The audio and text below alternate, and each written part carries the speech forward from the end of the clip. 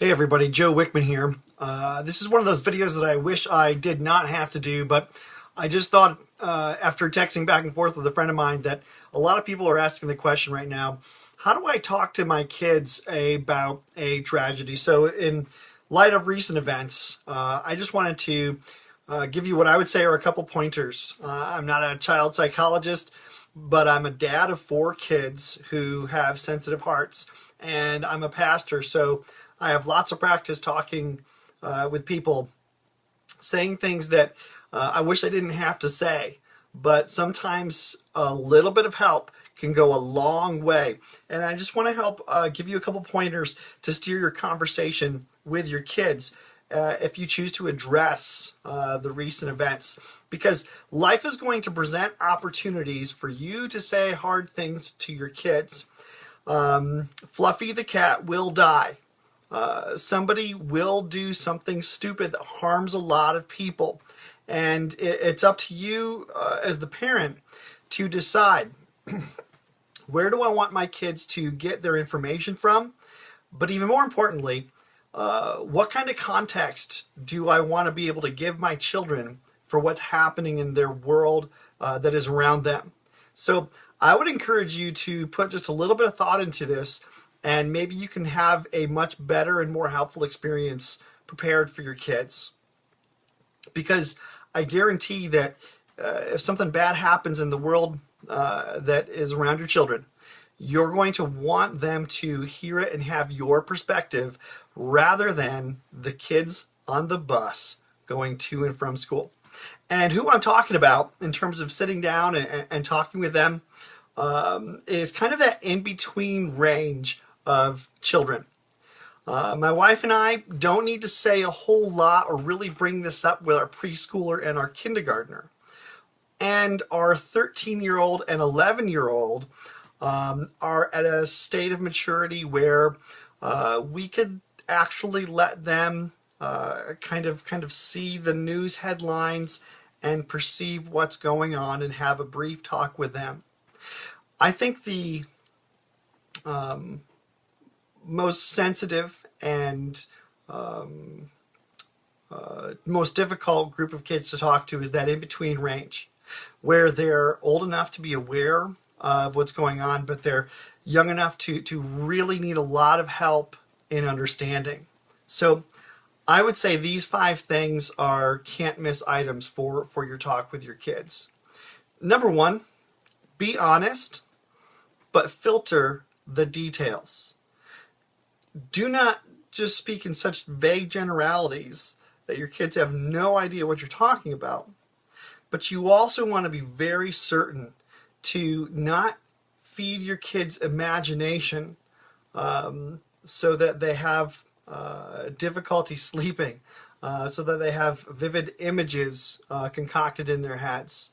What you want to do is help them by sheltering them from some of the frightening mental images that could develop. So you're not going to have a conversation with them that is informed, obviously, as you would an adult. And choose your words carefully. It's adequate to say that a bad man hurt a lot of people. That's enough details. You do not have to give many more. And you can even tell your kids, it's okay, you're the adult. You can even tell your kids, if they're asking questions, that's not something that's not the important part of this. The important part of what we're talking about is that this bad thing happened, and then you're going to move on. The other thing I would say, number 2, is this. It's very important. Don't make stuff up.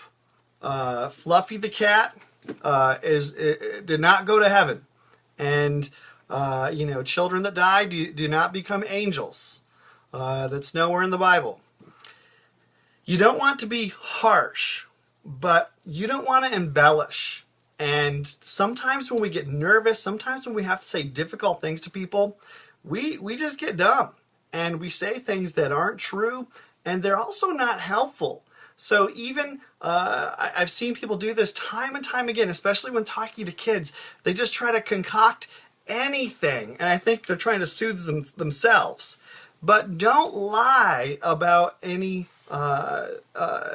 thing make up anything that happened, because it's just inaccurate and it's not going to be helpful for your kids. Also, number 3, you need to express appropriate emotions, but you also need to keep it together. Your body language is incredibly important, and your kids are going to hear your emotions more than your words. So make sure that you are composed, you are compassionate, you help your children express compassion, but it's not time to lose it. And that's the next thing. Number 4 is give them something to do. And what we can do when we're removed from a tragedy, when we're states away from a tragedy, someone gets hurt that we didn't know or have any actual connection with, we can actually do something active. We can pray to God on their behalf. That is not passive. That is actually helpful. And we can lead our children in lifting up those people and express to them how to have a heart of compassion for others. The final thing I would say is you need to ensure your kids of their own safety. Children have, like I said, a vivid imagination. And the last thing we want is for our kids to feel unsafe in their home, in their school, in their church. So I would encourage you to do this 2 ways. You need to do this verbally. You need to encourage your kids and to make sure that they understand that they are safe. You also need to, immediately after this conversation, plan some time. Every kid's different.